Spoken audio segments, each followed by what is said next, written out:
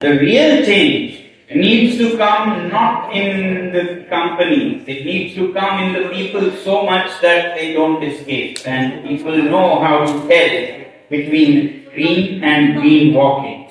Then they'll change. It's all about Aladdin. Yeah? Not the genie of government, not the genie of corporate. We have many genies. Why don't we make them work for us? We're stupid. We ask the wrong things from our genies and we are worried they give the thing that we ask.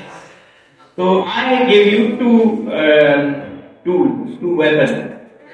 One is ballot, of course. Use your democratic rights. Use the ballot, everybody knows.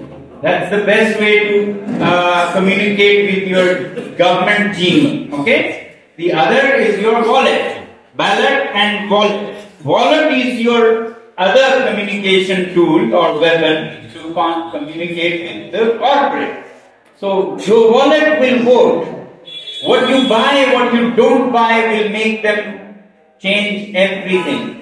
When you go to a store and not buy the wrong products, the wrong ones will get the right signal and make their wrong right. So decide and vote with your wallet and decide and vote with your ballot. Don't waste these two as an end in itself. It's the beginning actually to see the change. When you buy something, the product is less important for me than what you state, what you communicate with that. And that's why they are starting to greenwash, because they see that some people at least are using their wallet. Now as this grows, they may actually change. Right now you may say, without political support will you win the climate battle. I would like to see a day, ऐसा दिन देखना चाहूंगा जब ये कहेंगे कि without your climate support will they win the political battle. For both of these and all of these, I really don't go to big political leaders or depend on big political leaders. It's the people. कल मुझे नागपुर में कोई पूछ रहे थे, वर्धा में, जहाँ गांधी जी ने नई तालीम शिक्षा की बहुत सुंदर नीतियां दी, तो वो कह रहे थे कि आप शिक्षा मंत्री के लिए अगर बुलाए गए तो आप बनेंगे और आप क्या करेंगे? मैं नहीं बनूंगा, मुझे कोई इंटरेस्ट नहीं है शिक्षा मंत्री के बनने का, ना ही एनवायरमेंट मिनिस्टर का, क्योंकि वो कुछ नहीं कर सकते। वो कुछ नहीं कर सकते हैं जब तक लोग उनके लिए माहौल जमीन न दें। जो भी वो करेंगे वो 2 महीने में वापस जाएगा। प्रधानमंत्री जी कितने पावरफुल हैं, उन्होंने 5-6 साल पहले बहुत अच्छा एक निर्णय लिया था, सिंगल यूज प्लास्टिक को बैन कर दिया था। उससे सुंदर निर्णय क्या हुआ? और 3 महीने में वापस लेना पड़ रहा है। क्यों? क्योंकि जिनको उनसे असर होता है वो बेजुबान, वो अनजान थे, और जिनको उनसे फायदा होता है वो बहुत बड़े जुबान और जानकारी रखते थे, तो उन्होंने अपना दबाव शुरू किया, उनको वापस लेना पड़ा। तो प्रधानमंत्री भी मुझे तो बिल्कुल क्या कहते हैं, हेल्पलेस दिखते हैं। तो शिक्षा मंत्री क्या करेंगे, एनवायरमेंट मंत्री क्या करेंगे?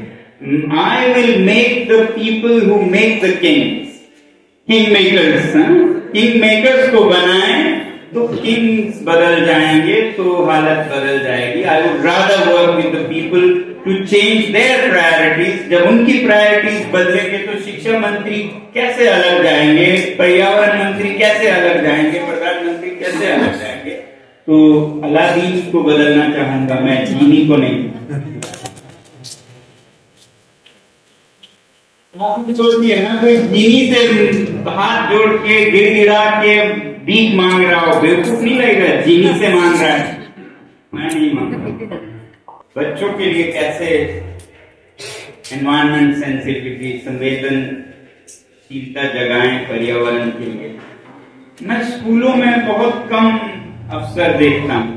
स्कूल कुछ कर सकते हैं, उससे ज्यादा नहीं, क्योंकि घर उस पर असर करता है ज्यादा, उनके माता पिता करते हैं ज्यादा असर। इसीलिए इन हर सवालों का एक जवाब है, अलादीन को बदला जाए, उसकी सोच बदला जाए, तो बच्चों के भी बदलेंगे, तो बड़ों के बदलेंगे। वो अपने वोट देंगे वॉलेट के साथ, बैलेट के साथ, बुलेट के साथ। ये गलत, वापस ले रहा हूँ। कोलकाता हमेशा से बंगाल बहुत अच्छा लगता रहा है। मैं बंगाली भाषा सुनता हूँ तो मुझे लगता है कोई गीत गा रहा है, तो मैं सीखना चाहता हूँ, मगर फिर कभी कभी सोचता हूँ कि फ्रेंच मुझे बहुत संगीत लगता था, जब सीखा तो वो संगीत उड़ गया। तो बंगाली का संगीत मैं पसंद करूँ कि इसे संगीत ही रखूँ, इस असमंजस में हूँ मैं। और उम्मीद करता हूँ कि आप सब एक क्या कहें, कलकत्ता से एक या बंगाल से एक रिवाइव करें, जो क्रांतिकारी विचार, जो बदलाव को आगे बढ़कर आप लोग लेते रहे हैं। पता नहीं क्यों ऐसा लगता है कि यहाँ मैदान फर्टाइल है, उपजाऊ है, यहाँ लोगों को समझ आ सकता है। ऐसा मुझे नहीं पता है, और आप सब मिलके क्यों को छोड़ के साबित कर दीजिए, यही है। So any ideology can change with time when you see the effect. Now we are seeing the effect of blind capitalism. Beyond that point of tipping point, when Vikas becomes Vinash. So therefore we need to redefine these ideologies, we need to redefine education, law, religion, as I was saying. So we will not be caught by where we started. We have gone way past that, and now it's tipping to the other side, where its ill effects are visible everywhere. Development हो ही नहीं सकता है कुछ हद के बाद, तो क्यों हम जाया कर रहे हैं अपना एनर्जी, क्यों हम इतने स्ट्रेस में पड़ रहे हैं, अपना भी, बच्चों का भी, घर का भी, शहर का भी, सरकार का भी। नहीं हो सकता है। बियॉन्ड दैट पॉइंट आपको कोई खुशी नहीं मिलेगी, नुकसान ज्यादा होगा, तो वो समझ के मध्यम मार्ग पे क्यों ना रुक जाए। समझदारी तो इसी में है ना। तो इसलिए इसी तरह से ही डेवलपमेंट हो सकती है, ना कि इस रास्ते पे अति की तरफ जाने से। दूसरी अति, मैं फिर कह रहा हूं, अच्छी नहीं है। जब लोग भूखे हों, बीमार हों, ठंड से ठिठुर रहे हों, वो डेवलपमेंट बिल्कुल नहीं है। मगर जब लोग खा खा के मर रहे हों, भूखे नहीं, खा खा के मर रहे हों, जो कि पहला कारण है आज के मौत का, भूखमरी नहीं है। Number 1 killer is over eating. तो फिर ये कैसे डेवलपमेंट करेंगे? इसको लिस्ट से निकाल देना चाहिए। Development to an extent is development, विकास है, उसके आगे विनाश है। तो यही मेरा मतलब होगा।